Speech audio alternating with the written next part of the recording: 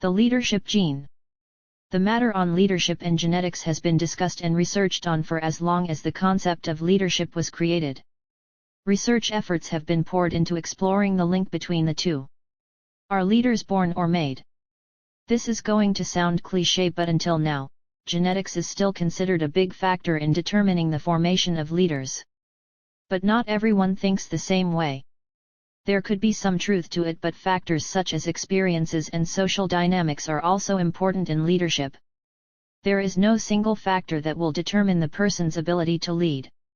Each factor is important up to a certain extent. Some scientists feel strongly about genetic and biological factors and their link with leadership.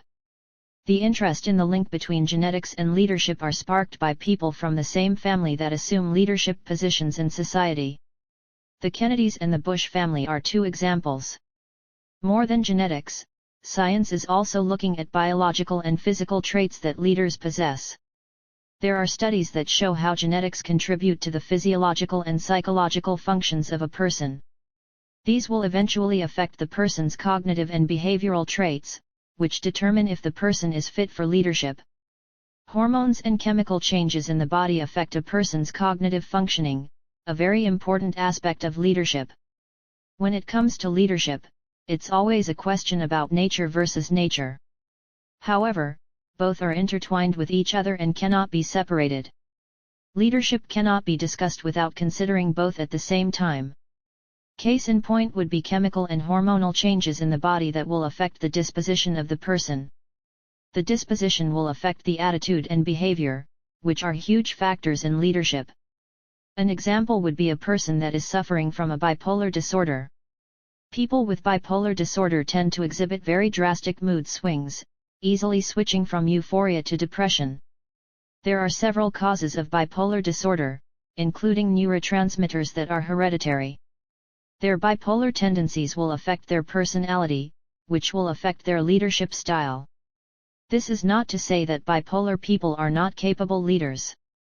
In fact, the greatest leaders in the world were reportedly bipolar, e.g. Abraham Lincoln, Winston Churchill, and Napoleon Bonaparte. Their drastic mood swings, however, may have negative effects on their leadership and establishing trust with their followers. As said earlier, you cannot rule out the external factors, nurture, in leadership.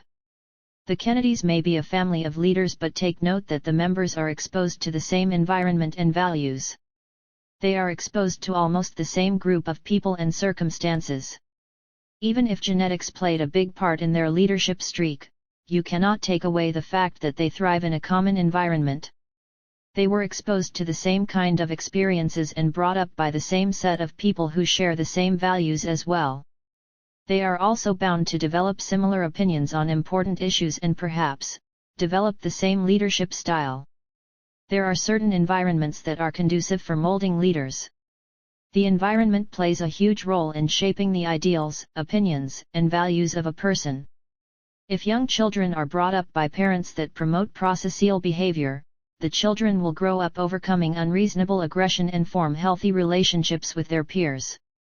Role models account a lot for the formation of leadership traits in a person.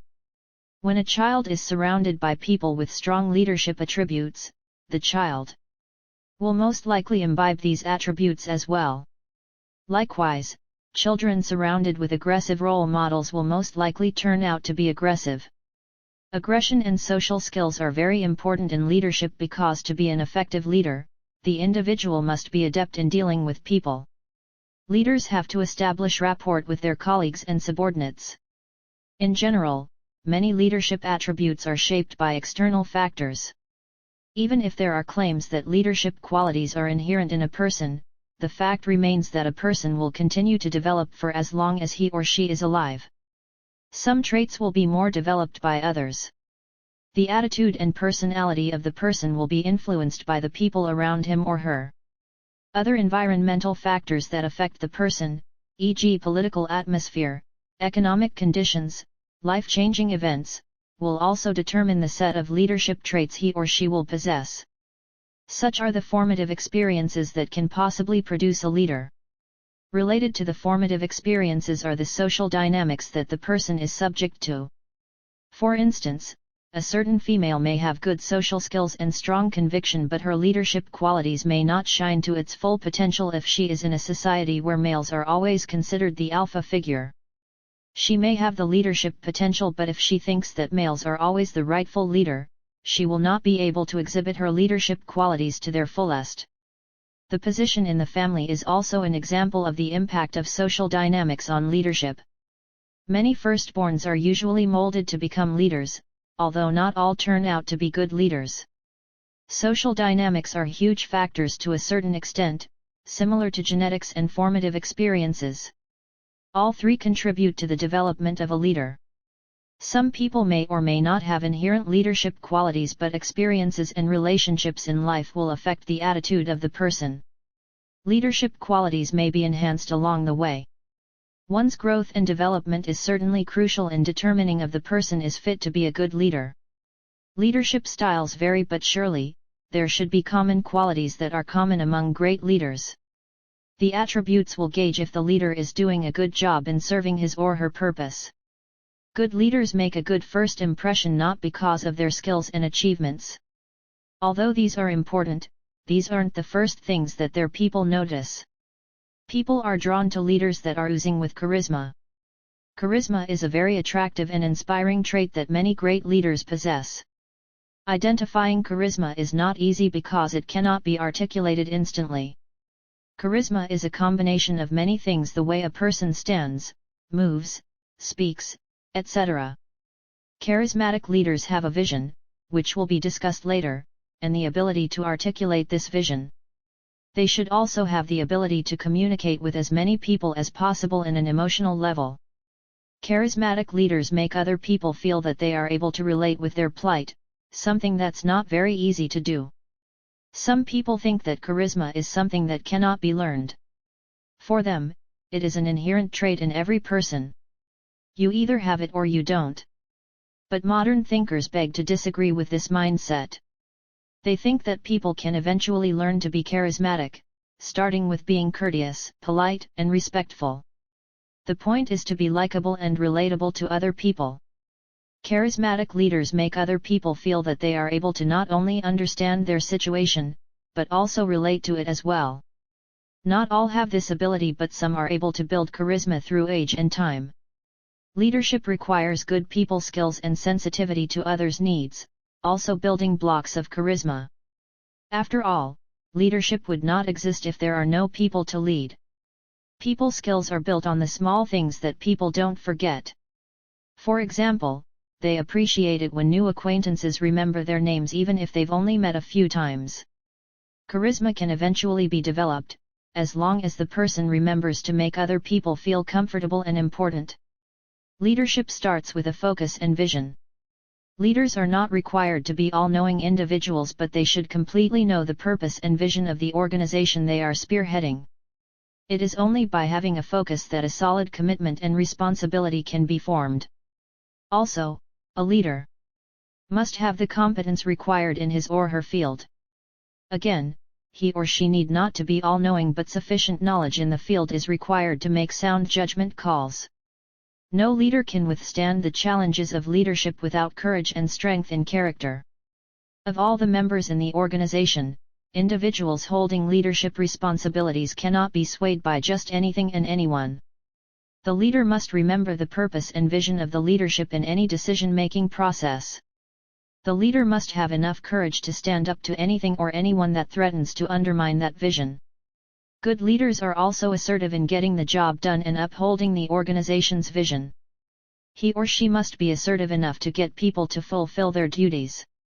Good leaders should always arm themselves with creativity and resourcefulness because some situations will require them to think outside the box. Not all problems can be solved by textbook formulas and tried and tested solutions.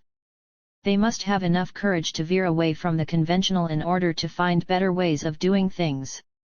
Finally, a good leader should have loads of passion and a sense of servitude. Leadership is no easy feat, and if a leader attempts to fulfill his or her duties devoid of any passion, he or she might not endure the challenges. Leadership is a roller coaster experience, and without passion, the leader might find it difficult to accept the difficulties. As for the sense of servitude, Leaders cannot lead if they do not know what it is like to serve. Besides, the leader's purpose is to serve the organization and not just to order people around. The following chapters will delve into what makes a great leader and how one can achieve the status, despite the challenges. They will also help the reader improve their existing leadership skills and give them a peek of what is in store for them as leaders. Different leaders have different leadership styles, but all of them need to learn how to deal with human nature. This is not such an easy task considering the diversity of human nature. Great leaders have the ability to understand and work with different attitudes and personalities. To be an effective leader, one must develop fine social skills in order to relate with different kinds of people. The people skills are crucial in empowering people, which is a primary task in leadership. The author has chosen two main factors to discuss when it comes to empowerment. The first one, empathy, is crucial in establishing open communication lines among people in an organization. The second one, motivation, is important getting a team to be productive. Empathy. A good leader must learn how to empathize with the people he or she will work with. Empathy is a person's ability to show concern and understanding of other people's perspectives. Empathy should not be confused with sympathy. When you are sympathetic with others, you identify with them to the point of agreeing with the person's actions and plans. Empathy is not agreeing with a person. Empathy is being able to put yourself in another person's position and understand their thoughts and feelings. Empathy does not mean agreeing with the person all the time. Empathy only entails understanding one person's point of view, even without giving advice. An effective leader needs to exhibit empathy towards other people. It is crucial in building trust and strengthening relationships among people. Productivity increases when the people working together share a healthy relationship. Empathy allows leaders to dig deep into the root cause of poor performance without being judgmental. By putting themselves in the shoes of other people, they can make better changes in people's lives. Empathy plays a huge role in empowering people. You don't have to agree with each and every viewpoint, but as a leader, you have to let the people around you realize that you understand them and know where they are coming from. When reaching out to people, don't let your thoughts be clouded by judgments right away. Showing empathy takes time because it is not always easy understanding why people think and feel the way they do. By creating an environment where people feel that they can be comfortable expressing their opinions and thoughts, you can open yourself to empathic listening. When talking to people, assure the speaker that he or she has your undivided attention. When people are about to confide their problems, they feel more comfortable when they are assured of full attention. Listen to the speaker with an open mind and heart. Resist the temptation to pass judgment. This can be difficult at first because biases are almost unavoidable, but the awareness that you have your own set of biases should help you keep yourself from making judgments right away. Avoid interrupting the speaker at all times, even if you feel strongly about something. Don't be afraid of moments of silence. After the speaker has aired his or her thoughts, a short pause would allow him or her to make sense of the situation and come up with his or her own solution. While the speaker is talking, don't just listen to the words that come out of the mouth. Make sense of the emotions attached to those words. More than the words, you should be able to respond to the speaker's emotions. Ask relevant and sensible questions to assure the speaker that you are interested and that you want to understand him or her. Oftentimes, the speaker will feel more at ease just by the mere effort and gesture. Motivation. Good leadership certainly entails superior motivational skills. Part of empowering people is to be able to motivate them and get them moving. As a leader, it is important to know what motivates the people around you. Needless to say, motivation goes hand in hand with empathy. Each person has different aspirations, dreams, and interests. A good leader needs to tap into these in order to get each member of the group moving. People work for many reasons: income, self-fulfillment, growth, etc. The leader must make an effort to talk to the members of his team individually to get to know each person's source or sources of motivation. The common misconception of most leaders is that all members of the team are motivated by the same factors. Some members can possibly share the same aspirations, but it does not always